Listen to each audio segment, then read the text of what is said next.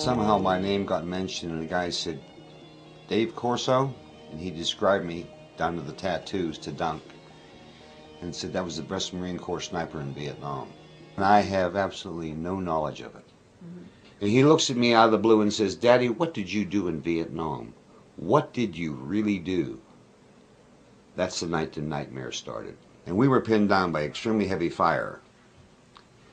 When this chopper lands and these 12 kids get out, look around, join hands, and there was this blinding flash.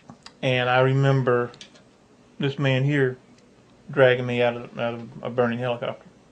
I'd come in my house, close my blinds, close the drapes, lock the door, bring the dogs in, and get my guns out. Oh, really? Okay. And nothing ever happened. All right. No, So, I'm not laughing because I think it's funny. I'm laughing because that's almost exactly what I would do.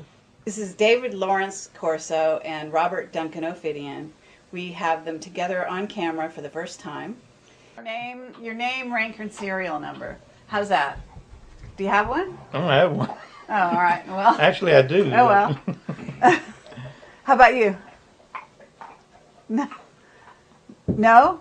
no. No name, rank, okay.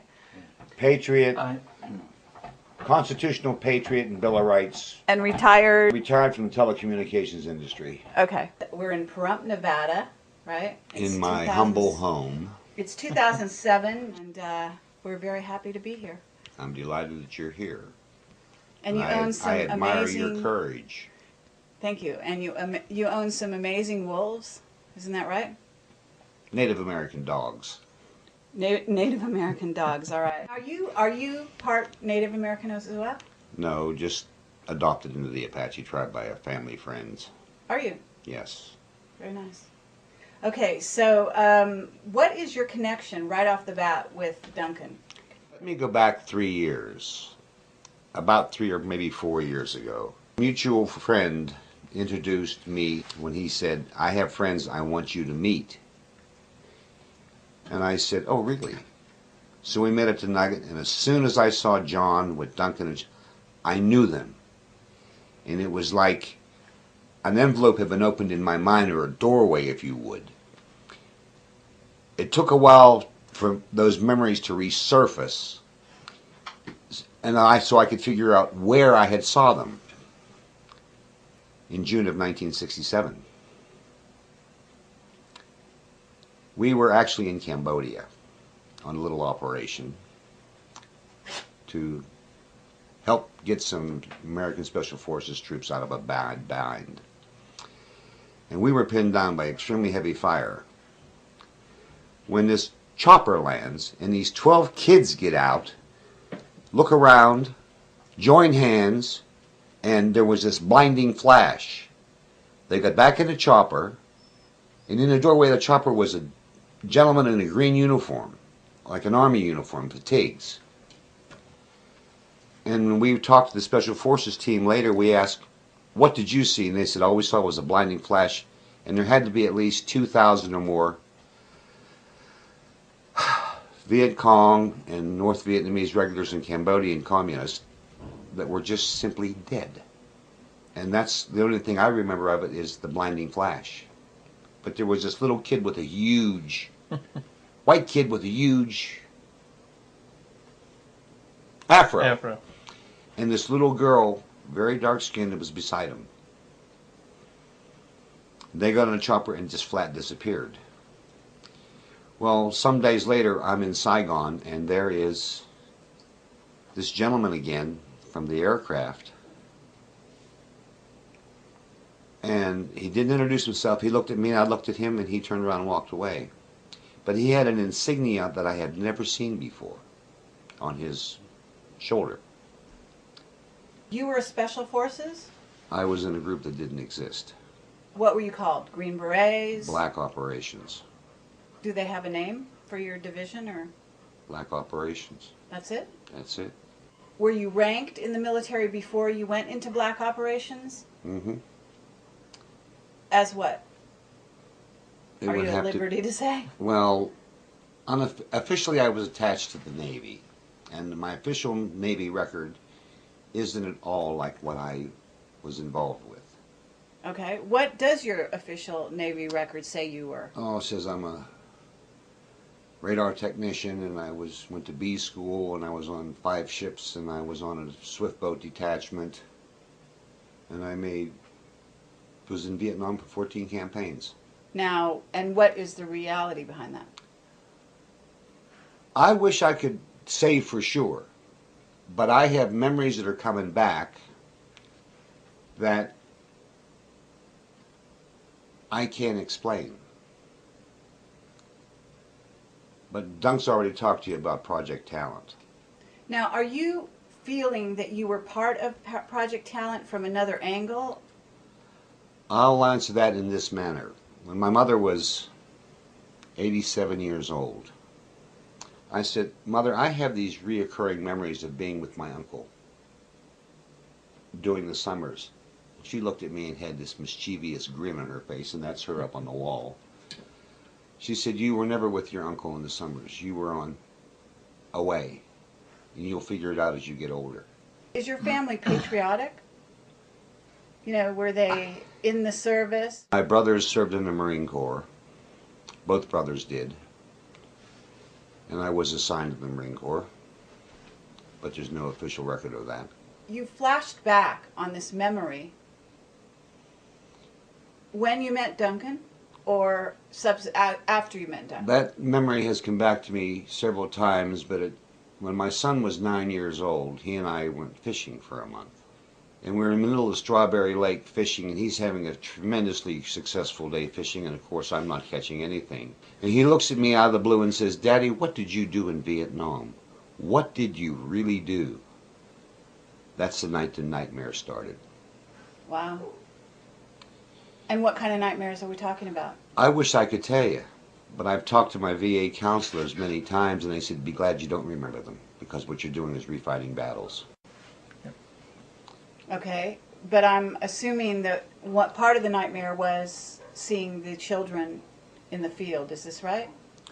That did not happen until Duncan and I were talking one time about when we remembered seeing each other. And we remembered the same incident, literally word for word. For me, that incident in itself was just like a nightmare. I remember getting off the chopper. I remember the other 11 kids. And I remember the blinding flash, and I remember getting back on the chopper. But before the chopper landed, after the chopper took off, I don't remember anything. In one particular memory that I have that is very vivid, I was in a chopper. I was a little older in this one, and we were shot down. I remember the chopper took off. We didn't get more than 10, 12 feet off the ground, and we took some kind of fire. I call it anti-aircraft fire, because to me, if I'm in an aircraft, I don't care if it's a 22 or a 90 millimeter howitzer. If you're shooting at me, it's anti-aircraft fire. And we went down. And I remember this man here dragging me out of a burning helicopter. Were you in the helicopter at the time, or were you nearby? That, By unfortunately, I coincidence. don't have a recollection of. Okay. I know he wasn't in the helicopter. Mm-hmm. I was the only passenger in the helicopter. Okay. You saw these kids in the field. You saw these people die. Do you know basically how many people you're talking about were killed? I would have no idea. Were there villages? I mean, was it a village like No, children, it was not a village. women? It was in the jungle. Okay. And there were had they to all be. men? There could have been. We didn't bother to do a body count. No, but I'm just generally speaking. What we saw were men. Soldiers, I imagine. Yes. Okay. If you want to call. They were armed, in other words. Oh yes. Okay. All right, just trying to get With the everybody's favorite weapon, the AK-47. Yeah. Except All the right. two that were carrying M16s and M14s. Okay, so, and this was what year? 1967. And you were there on a black operation. Mm-hmm. Okay. And do you have any other memory of that specific incident? No. That's it. There are memories that are trying to surface that I either I'm intentionally blanking or they have been blanked extremely well. Because we know that the government can implant false memories and wipe out your memory and give you a whole complete life. Now, if that happened to me, I don't know. But my son and I have talked, we're talking about something entirely different, and all of a sudden I feel a light come on. But I can't get anything to illuminate with that light. Have you attempted to be regressed? No. Are you worried about the impact on you of these unrecovered memories? Bring it on, it's exciting. Oh, really? So you're willing, you're willing to be regressed? Would be very hard to hypnotize.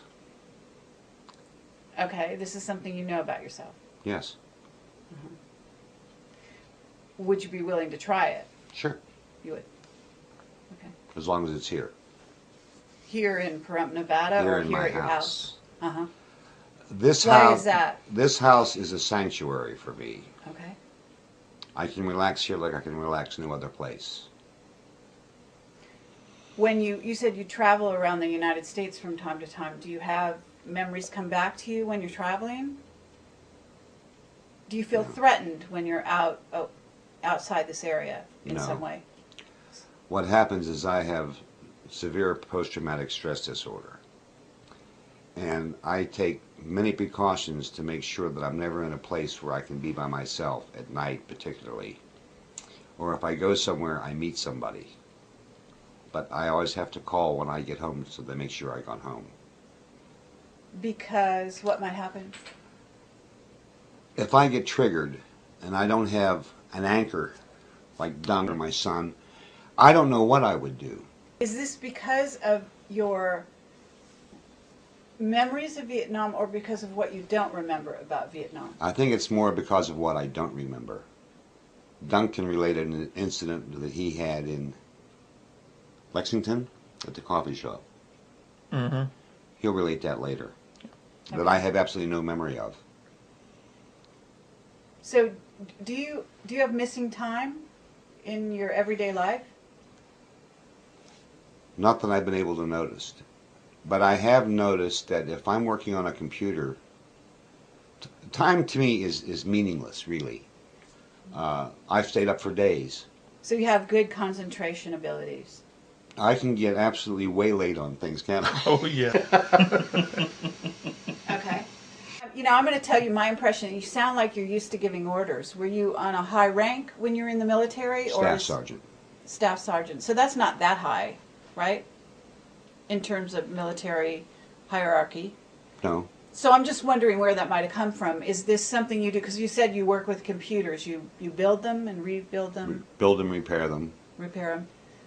Did that come from the military, that training? Some of it did. Some of them. Were you were in black projects, so they were top secret, so you had access to information, but you don't remember the information? None of it. Is it like your memories have been wiped? I would have to say that yes, they wiped memories. Otherwise, I can recall things happening back to when I was 3 years old. Okay. But you can't recall. There's a lot of time in the service I have to question where I was and what I was doing. And that's just surfaced over the last, well, since my son was 9, he's 20, he'll be 36, say 25, 26 years. I've had to question, what did I really do? Do you have any idea what you did? Well, it would have to be that I wasn't a nice guy. Okay. I'm getting that. And I really don't know. Okay. But I had this very vivid memory of Dunk. Okay. And memories of seeing John in Saigon. Mm-hmm. But there's other memories that I've had corroborated where I was actually attached to a swift float base. When the base got hit, I was the last person off the base, and I come off a pier, caught on the life rails, which are 2 feet above the deck, which is 2 feet above the water line. Caught that, slammed my knees into the transom, and they pulled me up on the boat, and I laid and cried for 2 hours. I have that memory. Where was that? Finioan, Where's that? Vietnam. Oh. Right in the center of the coast. So you must have been pretty young at this time, right? Yeah, that happened in 1967, so I'd have been 26. So you came from a military family, is this right? No, I came from a Sicilian family. A Sicilian family. Okay. But your family was in the military? My brothers were. Not your father? My father, no. My father owned a store, a garage, a bakery, 2 appliance stores. So your mother said that you were going to remember some things, but that your memories that you had were not accurate, right? That's correct. But she didn't want to tell you anything else? She just smiled. So did you quiz her? When my mother gave you that smile, you didn't ask questions. So what do you think happened? Do you have any idea? I mean, is your mother still alive? Unfortunately, my mother died in 1993. And you have a friend named John who I'm assuming was also in the military with you or with Duncan? We're not. He had to be in the military, but we're not sure of who he was attached to. Does he have memories? I mean, are his memories clear or not? Actually, no, because he was asking me about some of the things, and I have vivid memories being maybe 13, 14, in a lab type setting, and John was in uniform, and there was a couple of other uniforms there as well, and he was basically trying to give me an order, and I had pushed one of the other kids out of the way and was up in his face. I mean, I was just all over him. And the other guys, the higher ranking people, were just eating it up. I mean, they were laughing their butts off. Because here's this little 13-year-old kid with an afro halfway down his back up in a military guy's face, just going to town on him. And like we talked earlier about putting a puzzle together, we all have different memories. Some of them are almost identical, and some aren't. And when we sit down and we start talking and we put them all together, then they start to make sense. You guys act like you've known each other forever. Yeah, We have. How long have you been out of the military? Since October 15th of 1968. How long have you felt that you didn't have memories? I wasn't aware of that really until my son Asked you that question. in 1980. 1980. So, wow. So some time went by before you realized there was a gap there. And then I never realized what PTSD was about, but looking at it now and with the research I've done into it and how it affects me personally, I can look at events that happened in my life, particularly after I got out, where it affected me so greatly that it affected my advancement in different companies. How does it manifest? What happens is, what had happened, I would come in my house, if I felt being triggered, I'd come in my house, close my blinds, close the drapes, lock the door, bring the dogs in, and get my guns out. Oh, really? Okay. And nothing ever happened. All right. No, So- I'm not laughing because I think it's funny. I'm laughing because that's almost exactly what I would do. Oh, really? So you have something similar? Yeah, except I didn't have the animals, but I would go into a room, put a loaded pistol on my desk, and just sit in the dark and wait. Wow. And it's happened numerous times. And what happens is at night I will have nightmares on more than one occasion. But with my animals, particularly with this young Native American dog named Herky, he puts his paws on the bed and licks my face. If he has to come around the other side of the bed, he'll do it. And because I know he's there as a safety for me, I can wake up and I say, okay, I'm awake. What was I doing?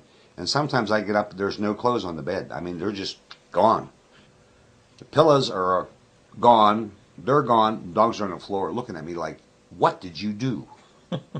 Do you feel like you have special skills that you didn't know you had the way Duncan does? Because I see that you collect swords. Do you know how to use them? Yes. Have you been trained to use them in your conscious recall? No. Really? You can ask him. That's identical. That's something that we all seem to share in common, is knowledge of bladed weapons. How to use swords, how to use knives, how to fight with them, defend against them. As a matter of fact, with the katana, Japanese sword, samurai sword, I've had, to my memory, to my knowledge, no official training. Yet, when I go to a kenjutsu dojo and work out with one of the instructors, the first thing they say is, how did you learn to combine two different styles of kenjutsu? And I just like, I don't know. Here we go again. You look pretty like you were strong. I'm going to tell you, just honestly, you're still strong. Okay, at this age, whatever age you happen to be. 66. Okay, you appear to be a very strong man, and I'm just wondering if you were aware that you might have been unusually strong in your earlier life. Fear will do that to you. Okay. That's the only thing I can tell you is fear will do that to you. Uh-huh. Because you know how to defend yourself? Yes. Okay. You know how to defend yourself using swords, but you don't know how you learned it, right? That's correct. I assume you know how to use guns. I have a passing familiarity with weapons. Okay. I think you're a master of the understatement, as they say. I'm getting that. Me? Yeah. I'm not touching that. Okay. Want to see my paintball gun? I'm not sure I want to see any of your guns, to tell you the truth. Where did you learn to use the guns? Do you have conscious recall of that from the military? I recall my oldest brother, coming home from the Marine Corps with a .22 target rifle when I was about 6. And he taught me how to shoot. And I got pretty good with it. How good? Good enough that I'm still here. Were you good at targets? You know what I'm saying? Is It doesn't matter if the target is a target or a human being. Mm-hmm. When you're in combat, it's like you're up against a two-dimensional figure that can kill you. What you think takes an hour might have been 2 or 3 minutes. You become hyper alert. And I have recalls of firefights that went on, and I'm still here.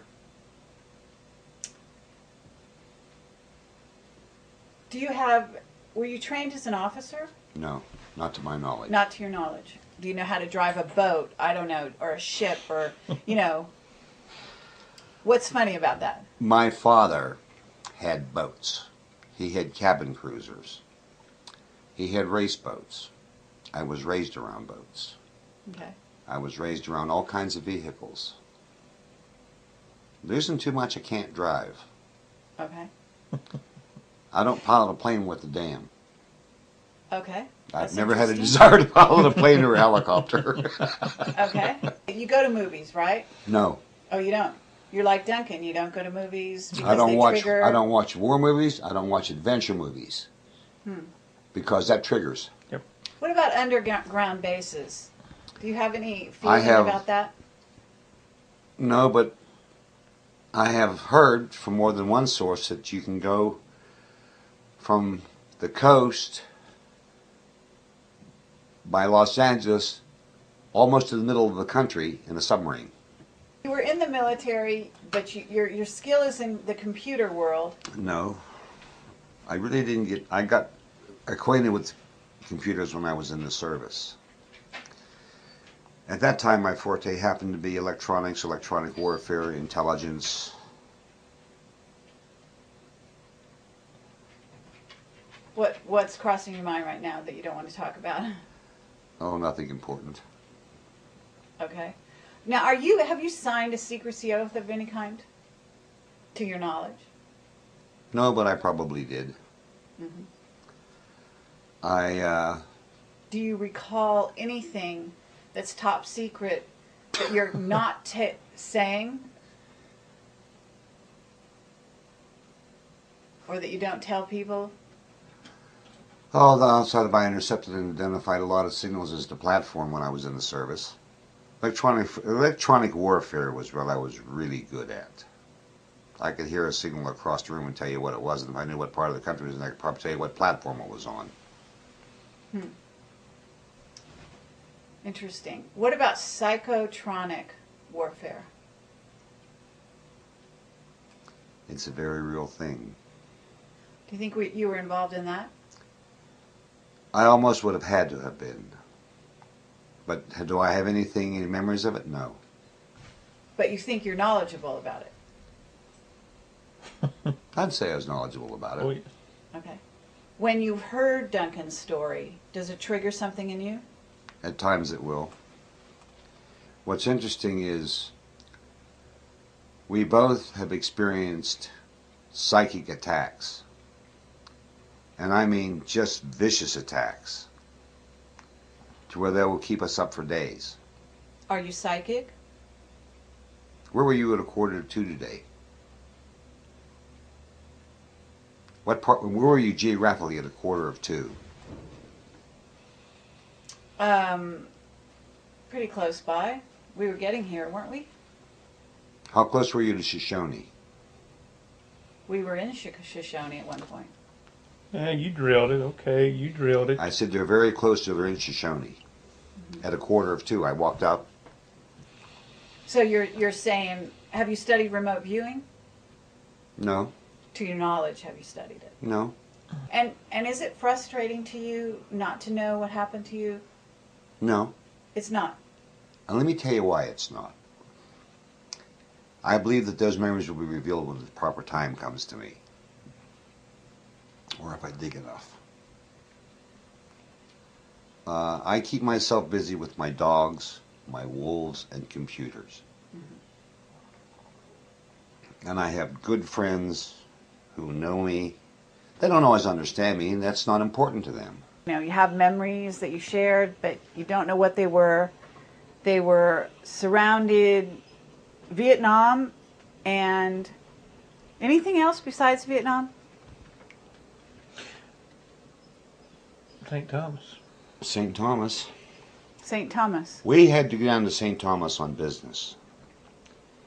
And we're walking up through the marketplace, and there's an island off St. Thomas that we both knew. Mm-hmm.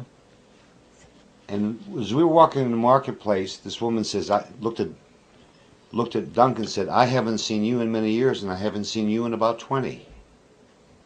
Wow. So that you were both recognized. Yes, by more than one person.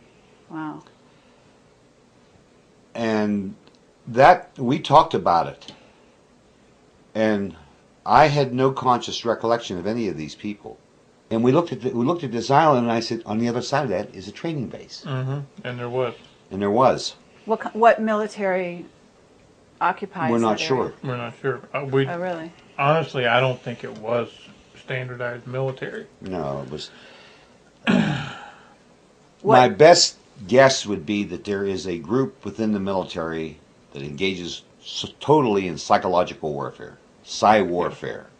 St. Thomas, you don't know what kind of military or black projects are going on there now. No, but I have noticed that I've been in battlefields in many parts of the world.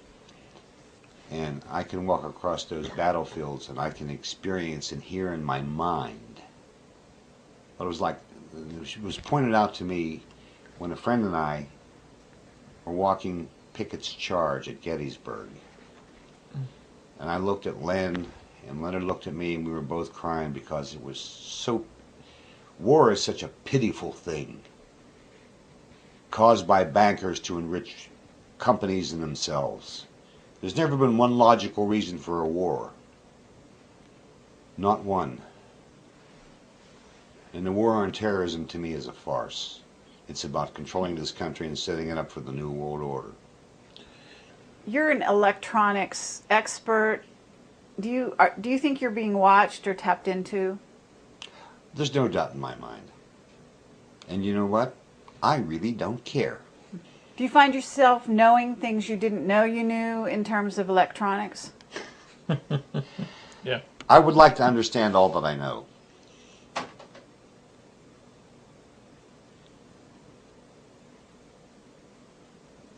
Pulse went through that speaker. Yep. The TV just went on by itself. No, pulse went through that side A pulse speaker. went through. A psychic pulse was fired at this house. Just now? Is that what that sound was? Yeah, I wonder if you're recording anything. You're convincing me that you go back a long way. What happened after that that would be an association between the two of you? Let me let Dunk explain something to you. That he ran into a gentleman at a coffee shop in Lexington, Kentucky.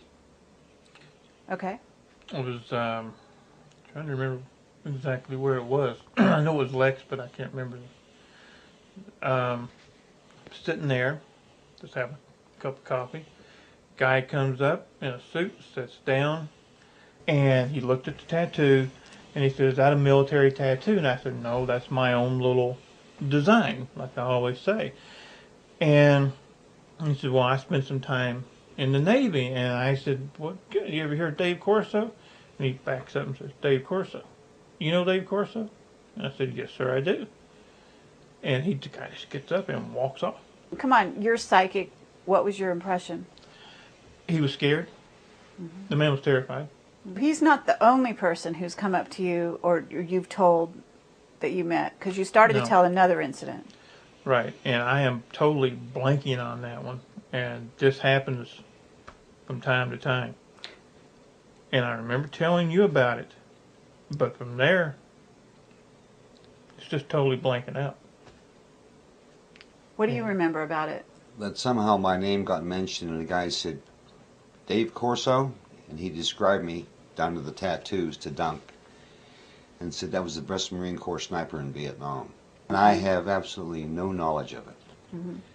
But another thing that's interesting about Pahrump, there's over 200 vets, Vietnam vets that live in the hills around here. In this valley, there are over 800 ex-Special Forces types. So it attracts that. It is the largest known contingency of any location where there's that many ex-Special Forces types. Well, this has been a fantastically interesting exploration, and you know, you guys are really revealing a lot of trust to allow us to come into your house, you know, under these conditions and ask you these questions. And I just want to really thank you both. Don't expect your life to become any easier. Okay? No. Okay.